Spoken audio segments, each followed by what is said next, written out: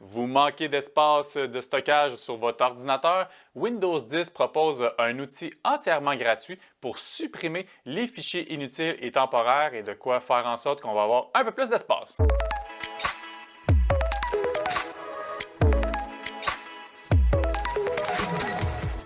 La gestion du stockage sur les ordinateurs, il y en a pour qui c'est un casse-tête lorsqu'arrive le temps justement que notre disque dur est peut-être saturé, commence à être à sa fameuse limite d'espace. Forcément, il existe des solutions pour remédier justement à cette problématique. D'une part, on peut acheter un disque dur externe et donc y transférer nos fichiers pour libérer de l'espace sur notre ordinateur. Mais également, il existe aussi des logiciels pour faire le ménage, pour supprimer des doublons, supprimer des fichiers temporaires, les CC Cleaner de ce monde pour ne pas le nommer. Cependant, ces logiciels-là souvent ne sont pas gratuits et surtout, ils se donnent énormément d'autorisation dans notre ordinateur et il faut toujours double vérifier qu'est-ce qu'ils sont sur le point de supprimer parce que ce n'est pas impossible qu'ils suppriment des fichiers vraiment importants. Seulement, avant d'envisager ces deux solutions-là, saviez-vous que Windows 10 offre carrément un outil gratuit pour supprimer justement les fichiers temporaires et les fichiers inutiles? Effectivement, lorsqu'on se rend dans les paramètres de Windows, donc vous cliquez sur le menu Démarrer avec le petit icône justement de Windows, on va dans les paramètres, on sélectionne l'onglet Système. Et dans la colonne de gauche, on a Stockage. Et dans Stockage, bon, d'une part, on peut voir tout l'espace qu'occupent nos logiciels et nos applications, mais on retrouve surtout un onglet qui s'appelle Fichiers temporaires.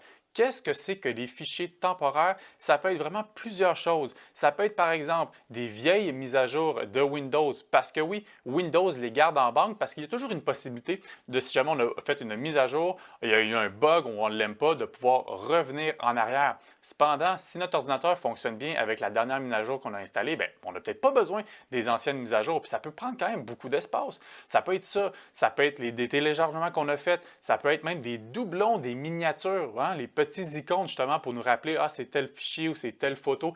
Windows crée un doublon de ça. Est-ce qu'on en a besoin? C'est propre à chacun, mais des fois peut-être qu'on n'en a pas besoin. Des fois, ça peut être des fichiers d'application ou de sites web juste pour être un petit peu plus rapide lorsqu'on les ouvre. Encore une fois, est-ce qu'on en a besoin? Bref, ces fichiers temporaires-là peuvent prendre vraiment beaucoup d'espace parfois. Sur mon ordinateur portable à la maison, j'avais quasiment 5 GB de données, donc faire le ménage là-dedans, c'est particulièrement intéressant. Sur mon ordi de bureau, c'est encore pire, j'avais 40 GB. 40 GB! C'est vraiment beaucoup. Et donc, à partir de ce tableau-là, on peut cocher les différents éléments dont on n'a plus besoin et les supprimer. Or, il existe également une fonction qui peut nous le faire automatique dans Windows 10. Ça s'appelle IntelliStockage. Toujours dans cette fenêtre de paramètres des stockages, on retrouve dans le haut de l'écran justement la fameuse fonction pour l'activer. On se rend là, on l'active et on peut donc déterminer dans Windows 10 à quel intervalle on veut justement qu'il fasse le ménage dans ces fichiers temporaires-là. Est-ce qu'on veut qu'il les supprime à chaque jour, à chaque semaine, à chaque mois ou seulement lorsque notre disque dur est sur le point d'atteindre sa fameuse limite? Donc voilà, vraiment des petits outils qui sont particulièrement intéressants à utiliser en fait avant d'envisager peut-être acheter un disque dur externe ou bien d'utiliser un logiciel pour faire le ménage. Si vous voulez revoir exactement comment se rendre justement dans ces fameux paramètres-là, vous pouvez reculer la vidéo. Sinon, vous pouvez retrouver tous les détails en capture d'écran plus bas dans la chronique.